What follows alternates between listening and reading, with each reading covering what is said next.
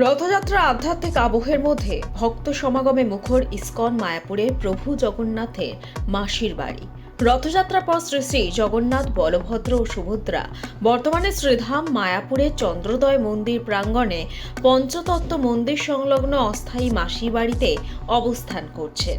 এই উপলক্ষে 17 জুলাই থেকে 23 জুলাই পর্যন্ত আয়োজিত হয়েছে ঐতিহ্যবাহী 56 ভোগ মহোৎসব, যেখানে নামমাত্র 56 ভোগ হলেও বাস্তবে প্রতিদিনই নিবেদন করা হচ্ছে শতাধিক পদের মহাপ্রসাদ। গৌড়ীয় বৈষ্ণব ঐতিহ্য অনুযায়ী রথযাত্রার সময় জগন্নাথ দেবের মাসির বাড়িতে অবস্থানরত ভক্তদের কাছে এক বিশেষ ধর্মীয় তাৎপর্য বহন করে। ইসকনের পক্ষ থেকে জানানো হয়েছে, পুরীর শ্রী জগন্নাথ মন্দিরে প্রচলিত বহু ঐতিহ্যবাহী ভোগের আদলে এখানে নিবেদন করা হচ্ছে নানা প্রসাদ। ভারতীয় উপমহাদেশের পাশাপাশি ইউরোপ, আমেরিকা, রাশিয়া, দক্ষিণ পূর্ব এশিয়া ও অন্যান্য দেশের ভক্তরা তাদের সংস্কৃতির নিরামিষ পদ ভগবান জগন্নাথের উদ্দেশ্যে উৎসর্গ করছেন। ফলে এই মহোৎসব আন্তর্জাতিক ভক্তি সংস্কৃতির এক অনন্য মিলন ক্ষেত্রে পরিণত হয়েছে। প্রতিদিন সকাল থেকে রাত পর্যন্ত হাজার হাজার ভক্ত মহাভোগ দর্শন, কীর্তন, পূজা ও প্রসাদ সেবায় অংশ নিচ্ছেন। ধর্মীয় আচার অনুষ্ঠানের পাশাপাশি ভক্তদের মধ্যে সম্প্রীতি, সেবাভাব ও ভক্তি প্রকাশ এই উৎসবের অন্যতম আকর্ষণ। জয় জগন্নাথ। পরমেশ্বর ভগবান জগন্নাথ দেব মাসির বাড়িতে এসেছেন। ইসকনের চন্দ্রোদয় মন্দিরের পঞ্চতত্ত্ব মন্দিরে অস্থায়ী মাসির বাড়িতে অবস্থান করছেন। 17 তারিখ থেকে 23 তারিখ পর্যন্ত 56 ভোগ চলছে।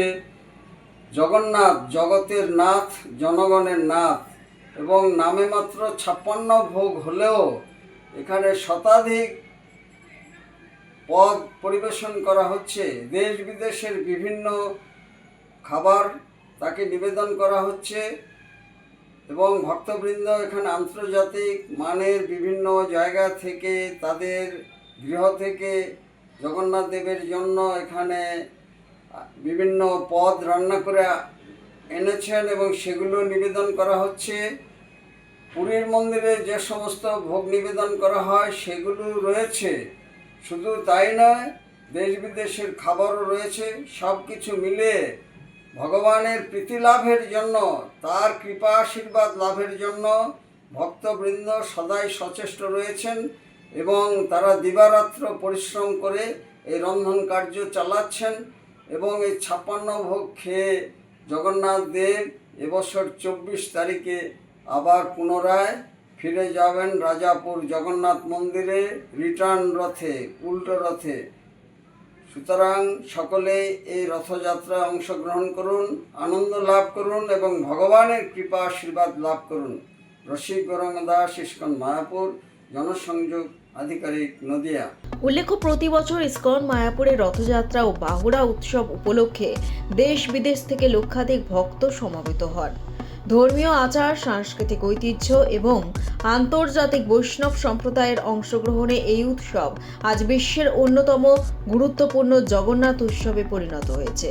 ব্যুরো রিপোর্ট, লটারি সংবাদ।